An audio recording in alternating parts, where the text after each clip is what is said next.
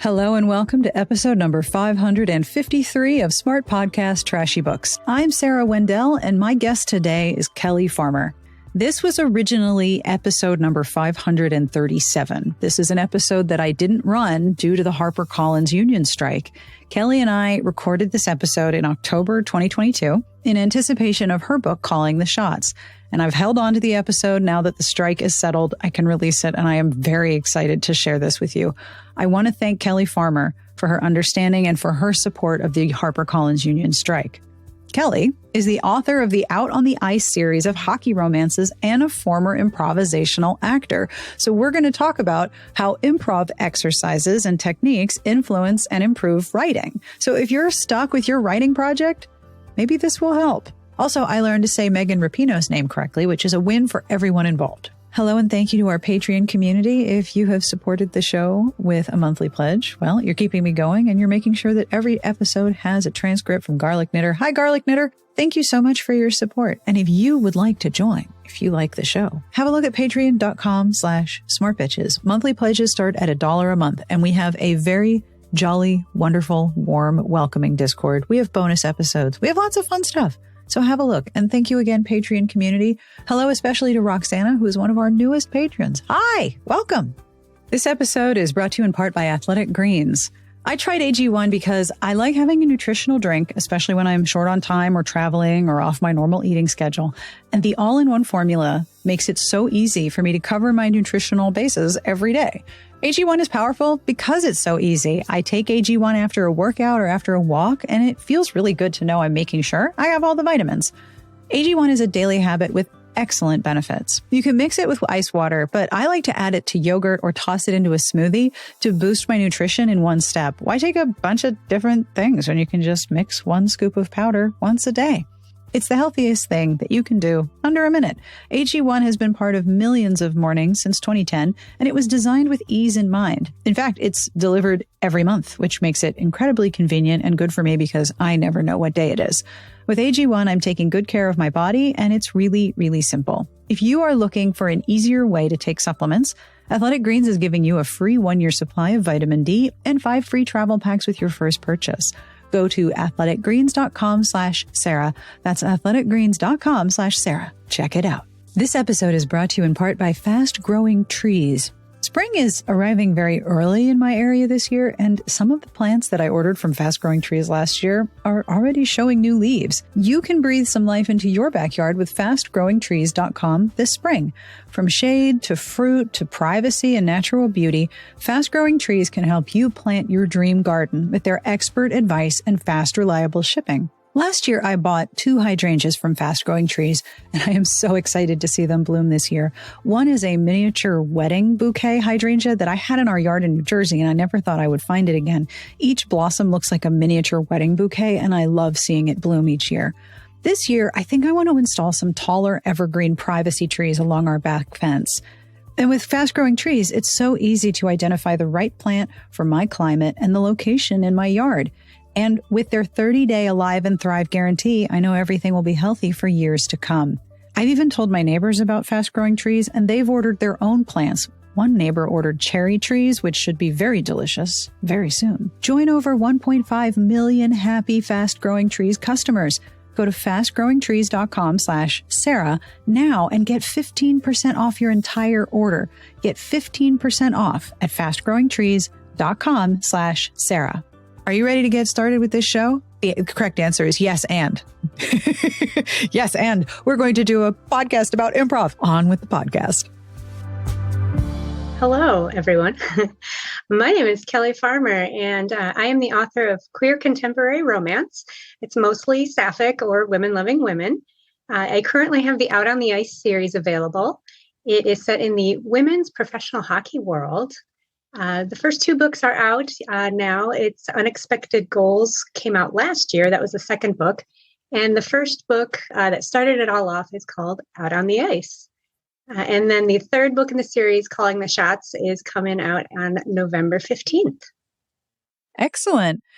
Out on the Ice is the one with the Megan Rapino lookalike on the cover, right? Yes. God bless that cover model stock image model person gal. Funny that when I like first saw the like original cover concept, it showed up on my inbox at work, and like I clicked on it and I literally screamed out loud, "Oh my God, it's Megan Rapino!" I've been saying her name wrong for years. Oh my gosh. I did too.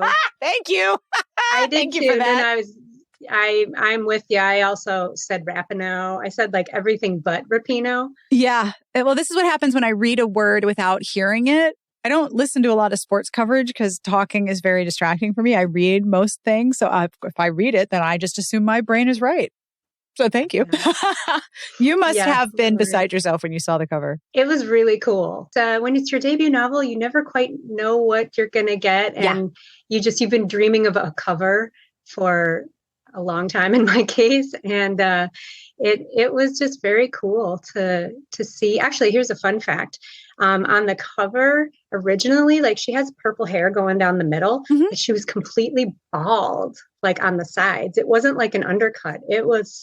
She was bald and like it was very like bald and didn't fit the character. So the cover artist actually like drew in hair. No way. Yeah. You can't tell at all. That's so funny. And now you have an illustrated cover for Calling the Shots. Yeah. Was that a marketing decision? I think it was on, I'm published with Carina Press, and they make those decisions because they know the market. I had, they had been doing some really cute illustrated covers, and I was sort of like, oh, if that's the direction you want to go, I'm not going to say no. Like I've loved those covers since they were first popular, like ages ago, like back in the day when chick-lit was an actual term that publishers used. And so I always kind of wanted one. And so when I saw that this one was illustrated, I got very, very excited because it's cute. It's very cute. I love that there's a woman in a suit on it, because that's one of the cool things in this book is they're both rival head coaches. So I get to have a lot of women in suits. And let's be honest, that women in suits is like, that's an okay thing. Women in suits is awesome. Yeah. At my sister-in-law's wedding, I was a bridesmaid. This was in 2019. For the record, I'm too old to be a bridesmaid. And my husband was a groomsman. And in order to sort of break the ice at the reception and to be very silly, before we were introduced with all the bridal party, we went upstairs and switched clothes. So he put on my bridesmaid's dress, and I put on his tux, and I did not want to give it back. It was comfy. Yeah. I looked great. I had pockets for years, a year's worth of pockets. I could have just packed up everything I brought in the suit. I had so many pockets. I did not want to give it back. I love suits. Suits are awesome. Yeah. And, he said, like a fancy suit, a woman in a tux suit is just with a vest. Oh, yes. Oh, well, I have to say Tierney, one of the main characters in Calling the Shots, likes to wear 3-piece suits, which drives Regan rather crazy. Yeah, so. I bet. So tell me what people will find inside Calling the Shots. What is your sort of pitch for this book? It is a sweet second chance-ish romance, as I said, between rival pro-women's hockey coaches. We have Regan Lane, who is a former superstar player. So you would say she's the Megan Rapino of women's hockey. Like, she's very outspoken, has always been pushing for equity in women's athletics. And we, of course, have to pair her up with somebody who is an ice queen. So I have Tierney McGovern, who is, she's a single mom. She has some serious trust issues, so she likes to keep everyone at bay, which, of course, has Regan wanting to bust down that wall and just like, I'm just going to charm you until the wall calms down. There's also cameos from the characters in the first 2 books in the series, because you have to bring back the former couples to see how they're doing. Obviously. And there's also a lot of TV show references. They watch a lot of TV, do they? Well, I do. So so I had to throw in some like Ted Lasso references, Winona Earp, Legends of Tomorrow. It's kind of kitchen sink. So why do you think hockey is such a popular romance setting? I know so many people that are into hockey romance. I have staff reviewers who absolutely love it. And I've noticed that hockey is a setting for all of the various pairings, whether it's hetero or sapphic or queer or pan. Hockey is a really popular setting. And usually, like when I look at the genre after sort of thinking about it for years now, I can usually come up with a theory like, oh, it makes sense. That's popular because of this. I have no theory about hockey. I cannot figure it out. Like, I'm glad it is. I don't have a problem with it. But I'm always curious, since you write in the genre, why do you think hockey is a popular romance setting? And why did you pick it? I think, like, as an overall, why it's popular would be that hockey players are really tough. That's true. There's an inbuilt strength there, isn't it? I would say, and certainly not to disparage any other sport, because every athlete can kick my butt. But like hockey players, they'll like take a puck to the face and be like, stitch me up, I got to go back. They'll break their leg. They'll play on like, sprained, strained things and broken appendages, and they'll just keep playing. And that's just, like they are tough. Doesn't matter if you're a man or a woman or non-binary, like they are tough players. That's true. And I also think that the team mentality and the camaraderie is really, really strong in hockey. Like, being a team player, standing up for your teammates, there's fighting in professional men's hockey. Like that's how badly they stick up for each other. Mm-hmm. So there's that. Not only is the mentality there of like, well, yeah, we're all in this together. We're a family. But in terms of romance, whenever you said anything on a team, you like instantly give yourself a series. That's true. The sequel bait all the way down. Yeah. Cause you introduce book one with like, hey, here's this group. Yep. And you introduce some characters. And then of course, like as a writer, there's always that character who just kind of like bursts onto the scene and is like, so. Yes. Here and it's I am. Fun to write them, and their dialogue just comes so easily, and they just chew on the scenery. Yeah. Mm-hmm. Yeah. And then, of course, that's the one you go, well, I guess you're going to need a book, huh? Yeah. All right. Well, I guess you're next. Yeah. Yeah. So for me, why I wanted to write in women's hockey is because that one's not represented very much in romance. No. I did a deep dive, on Amazon and Googled, and I think I've come up with like less than 20, period. So we definitely need more. So if you're a writer listening to this, please write women hockey players. We need more of them. And, in terms of like female romance, it happens all the time. Oh, yeah. Half the Canadian hockey team has married the American hockey team. They just keep getting married. They do. And it's adorable. It's so cute. Their stories are cute. And also, like, particularly since there's a lot of cross-border romances, there's such a huge rivalry between the Canadian women's hockey team and the American women's hockey team. Yeah, just a tiny bit. Just a bit, yeah. But it's such an interesting dynamic because, like, they all know each other. They work together at, colleges or universities or at hockey camps. It's not a big world, is it? Other. Yeah. Like it's such a commingled world, like outside of the national teams. Yeah. But then like once you get to the national teams, it's like, we are enemies. We hate each other. It's like, bye, honey. I'll see you in a month. Love you. Gonna kill you on the ice. Yep. For this season, we hate each other. Then we'll move in again after the season's over and it'll be fine. Yeah. So that's a dynamic that I'm like, wow. That was actually the very first idea that I had is like, oh, it should be a cross-border romance. But that ended up being the second book in the series, Unexpected Goals. Yeah. Is a Canadian goalie and an American forward. And they had a very public clash at the 2018 Olympics. And so then, of course, they become teammates in the Women's Pro League. Awkward. Yeah, real awkward. And that is a very familiar trope. Like we had a conflict elsewhere and now we have to work together. That is very common. I don't know if there's a shorthand word for that, but that's very, very common. And you're right. Creating hockey players as characters comes with a unique skill set, a very small world in terms of the sport itself. And then just there's an inbuilt strength. These are very strong people who go very fast and do a very hard sport. Yeah, I mean, just imagine, like, I learned how to play hockey as an adult. Like, a lot of people have asked me, oh, do you play hockey? And I always have to say, Well, in the most basic sense of the word, yes, I can technically play it. But like, I could ice skate pretty well. And I played floor hockey for a number of years. So I could do both of them separately. I could. But like, when you put them together, it's hard. Oh, it's like, very hard. Very, very feet hard. are going this way, the puck is going that way, and you're like, oh, wait, I gotta get to it. And it's hard. So like, they're basically doing everything other athletes do, but on ice. Yep. And it's very fast. Like your reaction, the reaction time of hockey players on the ice is just off the charts fast.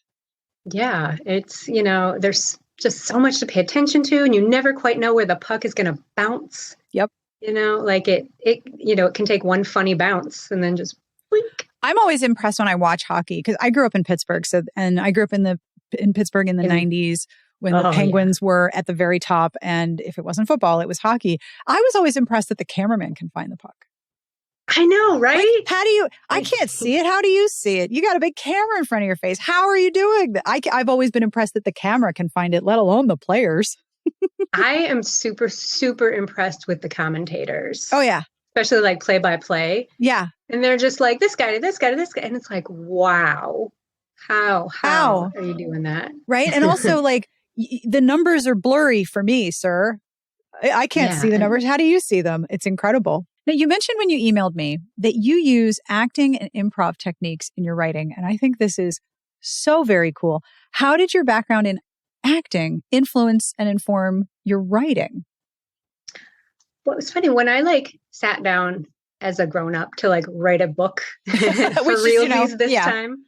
For realsies, not the ones I started in junior high. Yeah.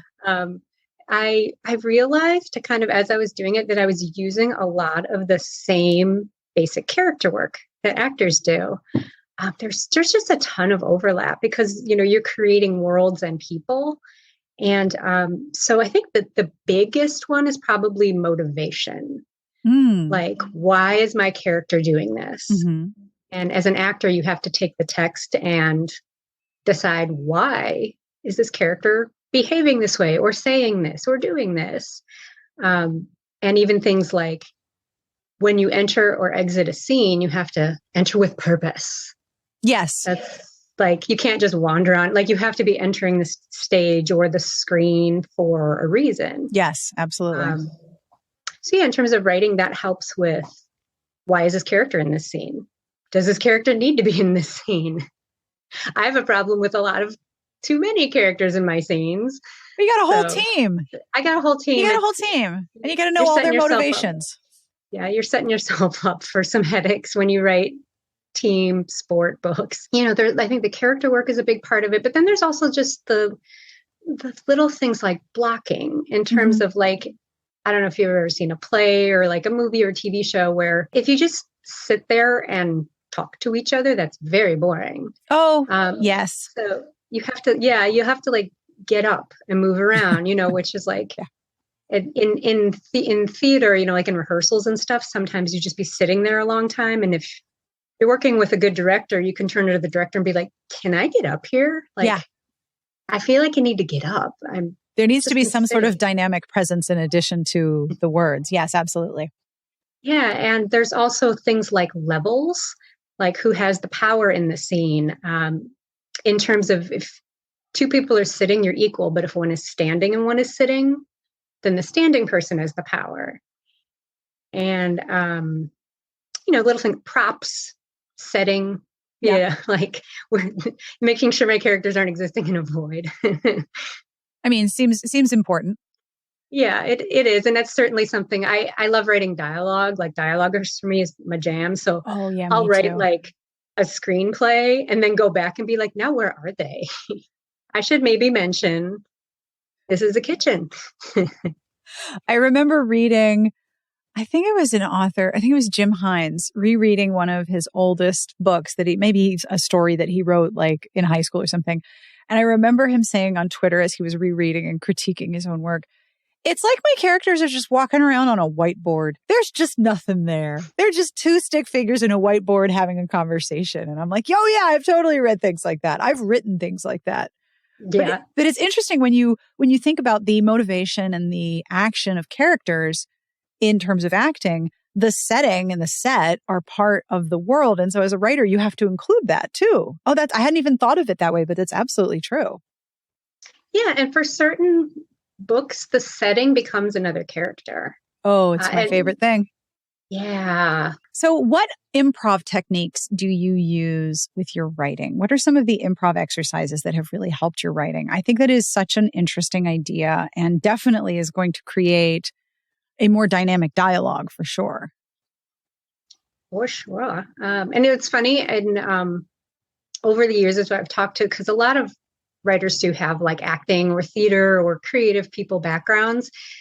And a lot of us have said we all do these things. We all use the same techniques. So it's kind of funny that that we're all out there using this knowledge that we gained to make our books even better. Yeah.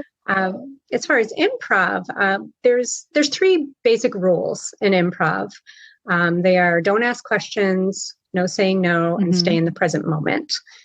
And so for the don't ask questions, to give you some improv 101. Yes, please. It's the reason why that's like a no is because it puts the onus on your partner. Yes. They have to come up with the motivation. You're asking them to inform you. Yeah. And it's also, it's just rude. Let's be honest. Cause if we were improving a scene and I was like, hi, Sarah, how are you? What did you have for breakfast? Did you have coffee? Was it iced or cold? Yeah, did you, and it makes you be like, and well, that's not a conversation. That's an interview. I do those all the time. Yeah. And this is a great way to ask questions because, we're having a conversation this way. But yes, if you're trying to, do an improv scene, this is not so cool. So instead, it's about being a team player more so, kind of to go back to hockey. It's being a team player, helping your scene partner. And also, you give them an opportunity to offer information to you that you can then take and work with. Improv is all about like an energy exchange, and like we're here helping each other. I know when I first started writing, I like had my vision, and I kept trying to like shove them back into the like. But this is the story. Come back, shoving you into story I want to tell. Mm-hmm. And then I finally learned that they're not going to listen to me. Nope. So no, I'm just going to let them go. Yep. Go tell me your story. Yes. And when you've created characters with strong individual voices, which I'm assuming that improv is going to help you do, then they are going to be able to inform you of their own motivations because you've created them with a strong voice. Yes. And they do. Oh, yeah. I've had this experience. Yes. It's very weird. They get very vocal sometimes. Yes. And it's like, okay, why isn't this scene working? Why can't I move forward? Why isn't this working? Well, because these people wouldn't do that. And they're mad that you did. So back up, right? Or switch POV or do something to disrupt the dynamic that I got stuck in. Yeah. Yeah, absolutely. So the second one for no saying no, basically saying no just instantly puts a stop to something. It's like, oh, let's go to the park. No. Well, okay, great. Thanks for that. This is kind of where if you've heard of like the yes and approach, and yes. Mm-hmm. Where it's like, let's go to the park. Yes. And we'll have a picnic. Yes. And we will look at the clouds and make animals out of them. It moves the scene forward, moves the action forward. I honestly use this one in real life quite a bit in terms of saying yes and. I used to be a real negative Nelly in my youth. And I realized when, you start saying yes and like, yeah, it just kind of opens up your world. It builds a more positive interaction because you're not contradicting. And it's really interesting because I think that especially with social media, we are conditioned to disagree and debate and barter in our conversations. And sometimes I just want to be like, yes, that's so cool. Tell me more. Yeah. And that's a great approach. It's like you're saying, it opens doors. It's a more positive spin because, like you're saying with kids, Mom, can we go do this? No, we can't today. Like, whereas, well, I'd love to do that. Can we do that on Saturday? Yes, I would love to do this. Let's pick a time where, I'm not making dinner and trying to feed the dog and trying to do all this other stuff. But yes, absolutely. Let's figure this out.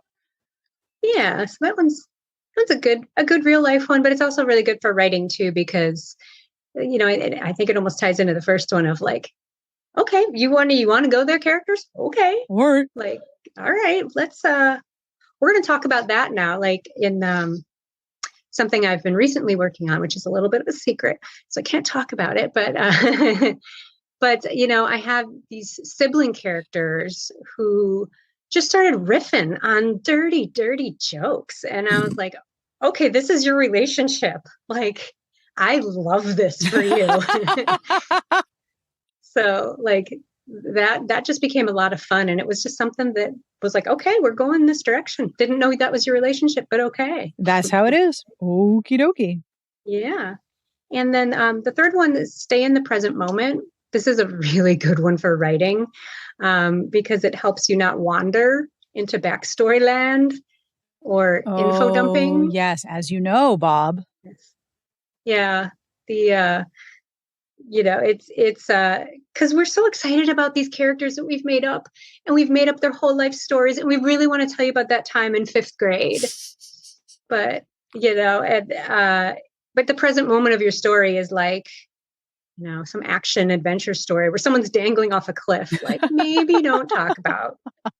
Remember in 5th grade, you do have to like dip a toe into backstory. Yes. And so it helps me like look through and be like, okay, have I gotten too far out of the present moment? Yes, like, absolutely. How is this information relevant to the present moment?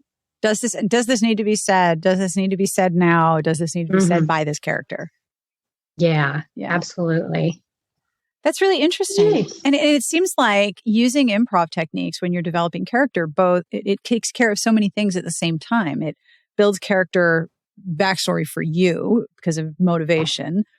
It builds an active dynamic scene in the present, and it creates conversation. And as a person who likes to read all the dialogue, that is the best part. It's like I'm eavesdropping on interesting people talking about interesting things.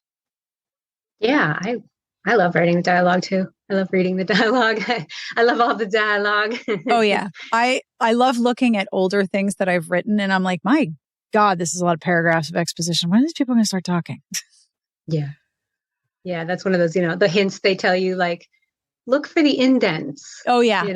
If you don't see a lot of indents on your page. Not a lot of dialogue. Nope.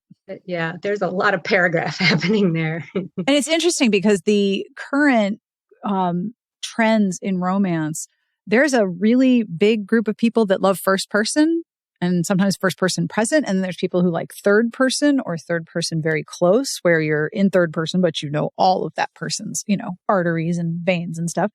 And the people who read them sometimes have very strong feelings about one over the other. And I have to say, if the dialogue is good, I stop noticing. Yeah.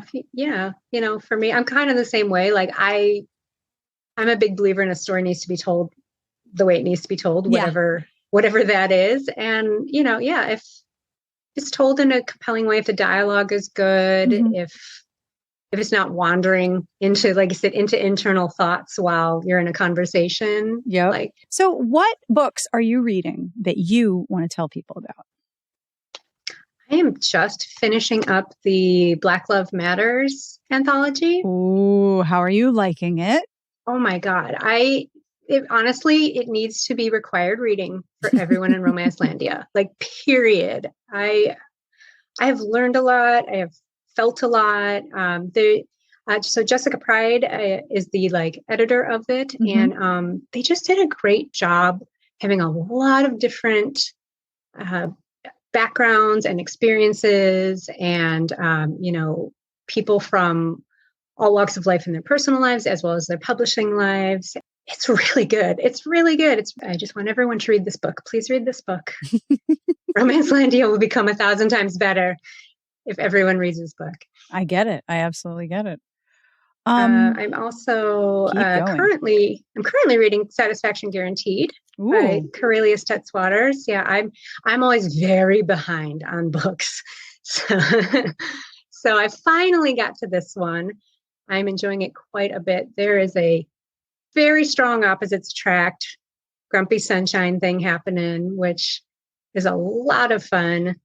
And there's some fun secondary characters. So I'm enjoying that one. And I will give a plug also for a recent finish. If you're looking for a holiday-ish book it's definitely set during like Thanksgiving, Christmas, but it's not like Christmas vomit. It's Seashells and Sleigh Bells by Jenny Davids. And it came out last year, and it's like a warm hug. It's a really sweet book, and I loved the ending. Really? The ending is so like that's what I want for my HEA right there. Oh. So, yeah. Well, my theory is always that a book that you haven't read is a new book. It doesn't always matter when it came out. It's a new book. So if it's last year, it's still available, and it's in Kindle Unlimited. What more do you need? Yeah, great. Awesome. You can't talk about what you're working on, right? That's all secret. I can say that I'm a part of the Happily Ever After collective. Ooh, cool. Yeah, it's this really neat subscription service on Patreon. It's got, I want to say like 40-ish authors. And I mean, there are some authors in it that I'm literally kind of like looking over both shoulders like, wait, I'm in this group too? How did this happen? It's super cool. Every month, we release 4 brand new novellas, and they're all centered around the same trope. Yeah. So like fake relationship, enemies to lovers, siblings best friend. I do have a novella in it. I cannot tell you what month because that's the secret, but I can say it hasn't come out yet. So, so it is a month in the future. It is a future month. Okay. That you will get my fun novella. Well, that's awesome. And it is really an amazing thing, the collective, isn't it? It's super cool. I'm enjoying the experience and getting to know some of the other authors. And they've already put out some really great stories. And, what's coming up in the future is exciting too. That's so cool. And it's another way to interact directly with readers without going through a retailer or a publisher. It's direct, which is a much more efficient way to do things sometimes. We aim to please at the HEA Collective. Fabulous. Yeah, it's cool. There's different subscription tiers too. So, I like to think it fits every budget, whatever you're looking for. Where can people find you if you wish to be found? It's okay if you don't. If you'd like to find author me, my best place to go is my website. That is kellyfarmerauthor.com. Mm-hmm. That's kind of one-stop shopping. I've got links to my socials. There's info on all the books. There are content warnings, buy links, all that fun stuff. But if you want to find me on social media, Twitter is the best. And I am at Kelly Farmer Auth, AUTH, because Twitter didn't give me 2 more letters to finish that off. Yeah, I've had that problem too. Well, thank you so much for doing this interview. It has been an absolute delight. And congratulations again on your upcoming book. Thanks. And thank you so much. I've been a fan of the podcast for many years. Oh, so thank you. This is like bucket list author item. Thank you. Very exciting. I try to maintain a fun to listen to production. So yes. I really, really appreciate that. Thank you. And that brings us to the end of this week's episode. Thank you again to Kelly Farmer for hanging out with me. And of course, I will have links to all of the books that we talked about and links to Kelly's website and the Happily Ever After Collective in the show notes at smartbitchestrashybooks.com/podcast. As always, I end with an absolutely dreadful joke, and I would never leave you hanging without one. This one comes from Maggie and her Door of Jokes, which is nearly a year ago now. Wow. Where is time? What even is it? I have no idea. So, are you ready? What says, now you see me, now you don't. Now you see me, now you don't. Give up? What says, now you see me, now you don't. Now you see me, now you don't. A snowman in a crosswalk. Do you have snow yet? It's too early for snow here, but that absolutely made me extremely happy. Thank you, Maggie. On behalf of everyone here, we wish you the very best of reading. We hope you have a wonderful weekend, and we will see you back here next week. Smart Podcast Trashy Books is part of the Frolic Podcast Network. You can find outstanding podcasts to subscribe to at frolic.media/podcasts.